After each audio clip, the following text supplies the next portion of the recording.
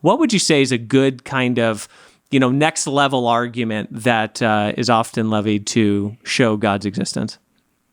Well, I think it's. I'm so sorry about this. You're good. It is.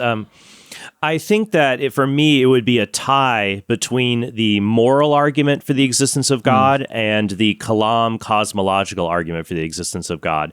And that was what I would call mid-tier. So the lower tier arguments, I would say I've never tied up with them would be the common consent argument and the ontological argument. God exists by definition because of what God is. It's a fascinating argument, but I've never really heard of anyone converting to believe in God because of it. Now, the mid-tier arguments, I have heard of many people converting and coming to believe in God through these arguments, through the belief that there is a universal moral law that can only be explained by a universal moral lawgiver. Yeah. And the belief that the universe began to exist at a finite point in the past, and therefore the universe had a cause for its existence. That would be the Kalam cosmological argument. Now, I would say these two arguments, I give them the rank of mid-level because on their positive side, or the pros, they're easy to articulate. They have a lot of persuasive power. And they're easy for a lot of people to wrap their heads around. I think that's why C.S. Lewis, who was a wonderful communicator, chose in his book Mere Christianity, he eschewed cosmological arguments for the existence of God and focused on a moral argument for a universal moral law, because people can wrap their heads around that when other high-level philosophy can be difficult to grasp. Same with the Kalam argument. I think many people, when they think, if there was a Big Bang or a beginning of the universe, they naturally intuit that if there is a beginning to something, there is a cause for that thing. Yeah. What could the cause of physical reality be, if not some infinite being or non-physical causal reality beyond that? They naturally intuit God as an ultimate cause of the universe coming to be from nothing. So that would be the pros I would have for the moral argument and for the Kalam cosmological argument.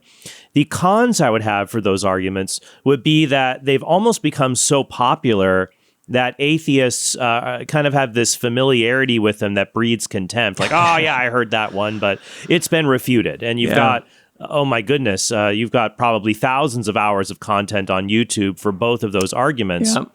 And professional philosophers have very cogent objections to those arguments, even religious philosophers, because St. Thomas Aquinas did not accept the Kalam cosmological argument, while St. Bonaventure, during that same time period, did. So you can have their mid-level in that they've got a lot of strengths, but people also levy a lot of weaknesses and objections to the arguments, so much so that to move them from the mid-level tier to something higher, sometimes you have to tweak the arguments a bit.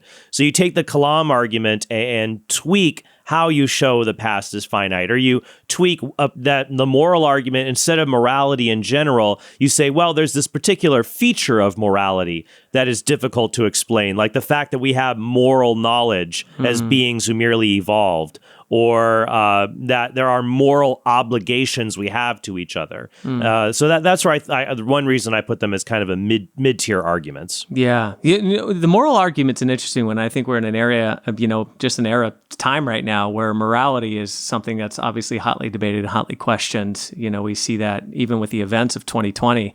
Sure. So to somebody, because I've gotten in discussions with people about this particular aspect, and the relativist moral compass kind of comes out, where it's, the morality is it's something that has been born out of a necessity as culture has advanced, right? This idea that, right, it's utilitarian ethics, ultimately, ethical codes and conducts for the thriving of humanity that has somehow been perceived to be good. And so that's just an evolution, a natural progression of how humans have just kind of evolved into this greatest good for the greatest number. Have you heard that kind of in objection to this, and how would you respond to something like that? Right. So there's this idea that, well, we can explain morality. We can show, oh, well, it just has a natural element to it. And that's where I think is one of the problems with the moral argument, is that One, some people will just deny the premise there is a universal moral law. Yeah. Though I don't think that people can really hold on to that very long, because when you really press them, they do end up saying that some things are always wrong, especially if they are concerned about the plights of marginalized peoples. I might say to them, is it, well, what's interesting, sometimes I turn the table on these individuals when I'm speaking to them. So sometimes these same people, they disagree with me on an issue like abortion, and they think abortion is fine. And so I might say to them, okay, is it always wrong to try to outlaw abortion?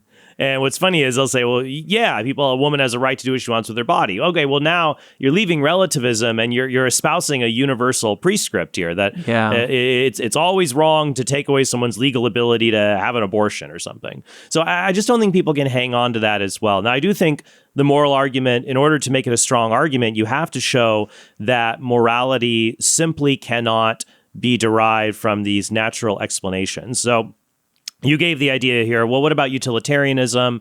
Morality is just about maximizing well-being for people. And so people might gravitate towards a ethical theory like utilitarianism, saying, well, we don't need God. We just know that pleasure is good and pain is bad. And we don't need God to tell us not to rape. And that's one objection to the moral argument, at least when it's presented at a basic level, is some atheists are offended. Well, I don't need God to know rape is wrong and murder is wrong and stealing is. We just know we shouldn't hurt each other.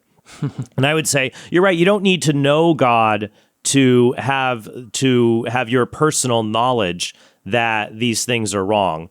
Just like a indigenous person does not have to have knowledge of the respiratory system in order to breathe. Yeah. He just naturally is able to breathe. He doesn't have to know how the respiratory system works to act on the instinct to breathe. Just like you and I don't have to know the ultimate foundation of morality to act on moral instincts we have that certain actions are wrong. The question is, how do we know some instincts are good and other instincts are bad?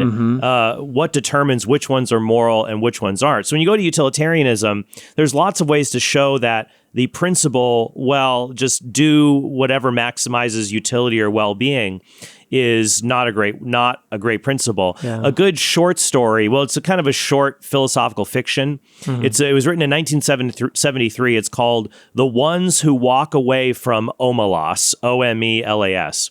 The Ones Who Walk Away from Omelas. And it's about this paradise called Omelas, where everyone's happy, everything's perfect, everything's great. It's a paradise, a utopia. And then at the end of it, they reveal the reason everything is happy is because one child is kept in filth and poverty and suffering. And one child is basically tortured in this way and kept in this way in the dark, and it's an awful, horrible thing. This one child suffers so that everybody else in Omelas can be perfectly happy. And by utilitarianism, if all other things being considered, if that generates the most happiness, that would be the right thing to do. But the short story is an interesting way to, and it talks about at the end about the people who walk away, that some people, when they see the child, they say, oh, well, that's sad, but that's what we need to make this place a paradise, so it all works out. But then others are not willing to accept that. Hey, everyone. Thank you so much for checking out this clip from the Practical Theism podcast. If you enjoyed this clip and you want to check out the full episode, you can do so by finding it on our YouTube channel. Definitely consider subscribing and ringing that little bell so you can continue to get updates and notifications when we release new episodes and new clips just like this one. I hope to see you soon.